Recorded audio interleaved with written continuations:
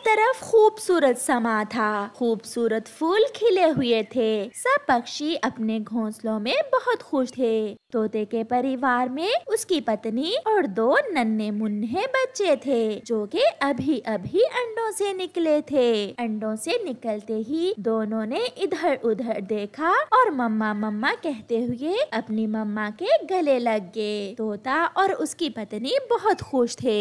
हरियाली, हम इन दोनों का नाम चुन्नू और मुन्नू रखेंगे। बड़े का नाम चुन्नू और छोटे का नाम मुन्नू। बहुत अच्छे नाम हैं। ये दोनों कितने प्यारे हैं। आहिस्ता आहिस्ता दिन गुजरते गए। चुन्नू और मुन्नू अब बड़े हो रहे थे।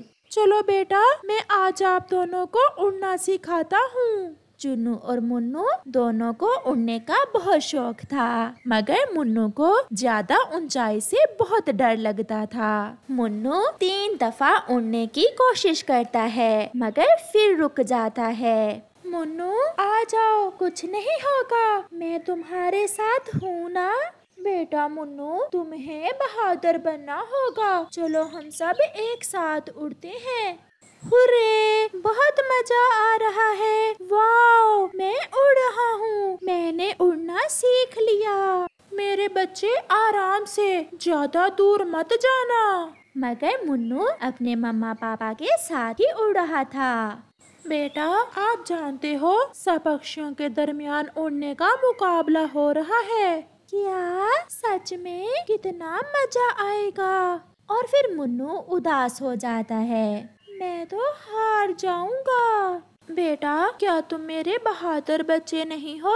बेटा, जो पक्षी हारने के डर से बैठे रहते हैं वो कभी कामयाब नहीं हो सकते। देखना, रेस में कितने ज्यादा पक्षी हिस्सा लेंगे। क्या सारे ही जीत जाएंगे? जीतेगा तो कोई एक ही, मगर फिर भी सब हिस्सा लेते हैं। तुम बस अपनी पूरी कोशिश करना, और जीत हमेशा कोशिश करने वाले की ही होती है। हाँ, मैं आपका बहादुर बेटा हूँ। मैं जरूर रेस में हिस्सा लूंगा और जीतूंगा भी, मेरा प्यारा और बहादुर बेटा। इतने में चुन्नू और मुन्नू के दोस्त भी उसे लेने के लिए आ जाते हैं। चलो दोस्तों, मैं आज सबसे तेज उड़ूंगा। फिर चुन्नू और मुन्नू अपने दोस्तों के साथ चले जाते हैं। तोता और उसकी पत्नी उनके लिए भोजन की तलाश में निकल जाते हैं।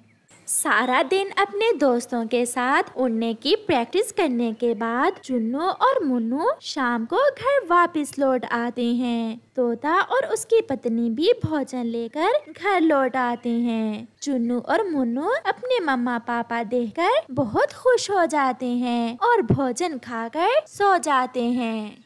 अगले दिन मुंह अंधेरे ही उनकी मम्मा उन्हें उठा देती है। बेटा, जल्दी उठकर मुंह हाथ धो लो, आपको रेस के लिए दूसरे जंगल जाना है। चिड़िया और कौवा भी वहाँ आ जाते हैं। तोते भाई, क्या आपके बच्चे भी रेस में हिस्सा ले रहे हैं?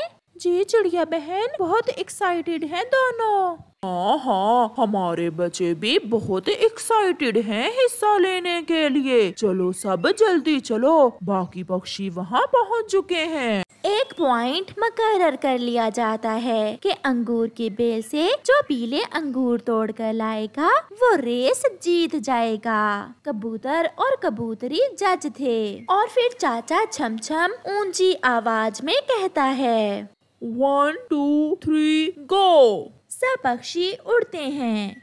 चुन्नू और मुन्नू साथ साथ ही रहते हैं। कुछ ही देर में चुन्नू और मुन्नू सबसे पहले बेल के पास पहुंच जाते हैं। चुन्नू जल्दी जल्दी से अंगूर तोड़ लेता है और मुन्नू से अंगूर जल्द नहीं टूटता। चुन्नू अंगूर तोड़कर आगे निकल जाता है। चुन्नू और मुन्नू सबसे आगे थे। मुन्नू चुन्नू से थोड़ा पीछे था। चुन्नू उड़ने की रफ्तार कम कर लेता है और मुन्नू को साथ लेता है और वो दोनों एक साथ रेस जीत जाते हैं। उनके बाद चिड़िया की बेटी गुड़िया आई और फिर बाकी के बच्चे। याली, हमारे बच्चों में कितना प्यार है। हाँ, मैं भी ये देखकर बहुत खुश हूँ। चुन्नू और मुन्नू अपने मम्मा पापा के पास आते हैं और बहुत खुश होते हैं। याहू याहू, मम्मा पापा हम जीत गए। तोते भैया आपको बहुत बहुत बधाई हो। चिड़िया बहन आपको भी बधाई हो, गुड़िया दूसरे नंबर पर आई है। चलें अब घर चलते हैं, शाम होने वाली है, बच्चों के लिए भोजन भी लेकर आना है। ऐसे तोतों का वो परिवार खुशी खुशी अपने घर चला जाता है। चुन्नू और मुन्नू के लिए ये छोटी सी खुशी बहुत बड़ी थी। प्यारे दोस्तों, इस कहानी से हमें सीख मिलती है, कामयाबी के लिए कोशिश बहुत जरूरी है। किसी भी काम से डरने से अच्छा है कि हम दिल लगाकर मेहनत से करें। ऐसा करने से हमें कामयाबी जरूर मिलेगी। जैसे ही गर्मियाँ शुरू होती हैं, चाचा कबूतर जंगल में लीमू पानी की रेहड़ी लगा लेता है। लीमू पानी, ठंडा ठंडा लीमू पानी, जो एक बार पिए बार बार आए, ठंडा ठंडा लीमू पानी। चाचा कबूतर ऐसे आवाज लगा लगा कर लीमू पानी बेचता था। कबूतर चाचा, एक गिलास मुझे और एक मेरी गुड़िया को लीमू पानी का तो देना, लीमू थोड़ा ज्यादा डालना। ले चिड़िया बहन, ठंडा ठंडा लीमू पानी। चिड़िया ठंडा ठंडा लीमू पानी पीकर वहाँ से चली जाती है। शाम तक कबूतर को अच्छा मुनाफा हो जाता और शाम के बाद चाचा कबूतर वापस अपने घर चला जाता। मैंने सोचा था कि मेरी शादी पुलिस वाले से हुई है, मैं ऐश करूंगी, मगर तुम्हारी तनख्वाह से तो आधा महीना भी नहीं गुजरता। तुम चिंता ना करो, अब मेरी ड्यूटी इस जंगल में लग गई है। कल से मैं तनख्वाह के अलावा भी पैसे तुम्हें ला कर दिया करूँगा। फिर दूसरे दिन इंस्पेक्टर कालू कौवा बड़े पेड़ पर जाकर बैठ जाता है। बुलबुल, अरे बुलबुल, सुनो सुनो, इधर आओ। जी साहिब, क्या बात है? तुम्हारा उड़ने का तरीका ठीक नहीं है। जब तुम उड़ती हो तो तुम्हारी पूंछ क्यों हिलती है? साहिब जी, गलती हो गई, अब मैं ठीक से उड़ूंगी, अब मुझे आप जाने दें। ऐसे कैसे जाने दूं?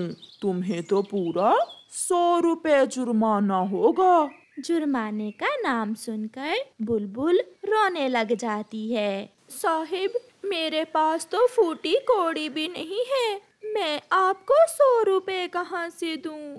बुलबुल की बात सुनकर कालू निराश होते हुए उसे जाने देता है। चाचा कबूतर भी हर रोज की तरह दूसरे जंगल से लीमू लेकर वापस आ रहा था। सामने बैठा कालू कौवा चाचा कबूतर को देखकर बहुत खुश होता है। शिकंजी वाला चाचा कबूतर, इससे तो जरूर मैं कुछ न कुछ माल ले ही लूंगा। फिर इंस्पेक्टर कालू कौवा चाचा कबूतर को रोक लेता है। कैसे गाने गाते हुए जा रहे हो, और इतना बोझ उठाकर उड़ना मना है, क्या तुम जानते नहीं हो?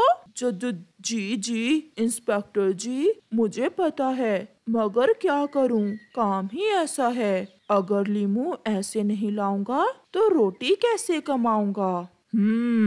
तो फिर हमें भी तो खुश करो, वरना तुम्हारा तो जुर्माना पक्का है। ये ले इंस्पेक्टर कौवे जी, 50 रुपए, ये आप रख लें। अब मैं जाऊं? हाँ, अब तुम चाहे जितना भी बोझ उठाकर उड़ो, कोई नहीं रोकेगा तुम्हें। फिर चाचा कबूतर वहाँ से चला जाता है और जाकर अपना काम शुरू करता है। कालू कौवा भी शाम तक ड्यूटी करके जब घर वापस जा रहा था तो चाचा कबूतर को लीमू पानी बेचते देखकर वहाँ आ जाता है। अपनी भाभी के लिए 2 गिलास लीमू पानी दो, वरना कल। मैं अभी डाल देता हूँ साहिब जी, बस मेरा जुर्माना ना करना। डरते हुए कबूतर चाचा 2 गिलास नींबू पानी के इंस्पेक्टर कालू कौवे को दे देता है। घर जाकर कालू कौवा बहुत खुश अपनी पत्नी को 50 रुपए देता है। लो गोरी, 50 रुपए भी और ये नींबू पानी भी पियो। ऐसे काम किया करो, फिर ही पता चलेगा मैं इंस्पेक्टर कालू कौवे की पत्नी हूँ। अब तो कालू कौवे ने काम ही बना लिया था। वो हर रोज कबूतर चाचा को रोक लेता और उससे रिश्वत मांगता। इंस्पेक्टर कौवे, आज तो मेरे पास बोझ भी कम है।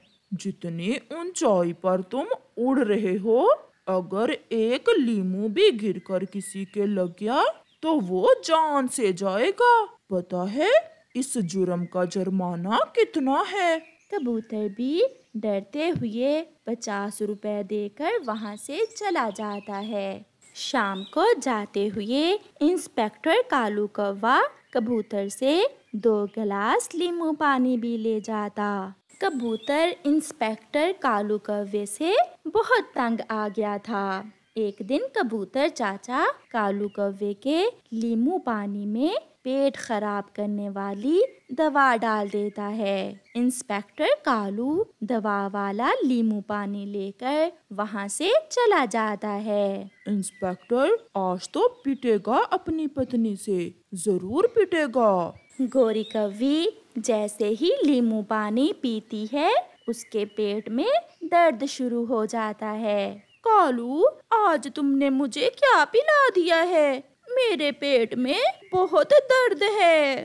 गोरी, लगता है चाचा कबूतर ने आज कुछ किया है हमारे साथ। गोरी कौवी भागी भागी शौचालय जाती और भागी भागी वापस आती। सारी रात गोरी कौवी ऐसे ही गुजारती है। फिर गोरी कौवी थक हार कर अपने घोंसले में लेट जाती है। कालू, लगता है ये सब कबूतर चाचा की वजह से नहीं, हराम की कमाई खाने की वजह से मेरे पेट में दर्द हो रहा है। अब के बाद तुम हराम की कमाई घर न लाना। फिर उस दिन के बाद इंस्पेक्टर कालू कौवा सुधर जाता है और कभी भी किसी पक्षी को तंग नहीं करता। चाचा कबूतर भी खुशी खुशी अपना नींबू पानी बेचता है।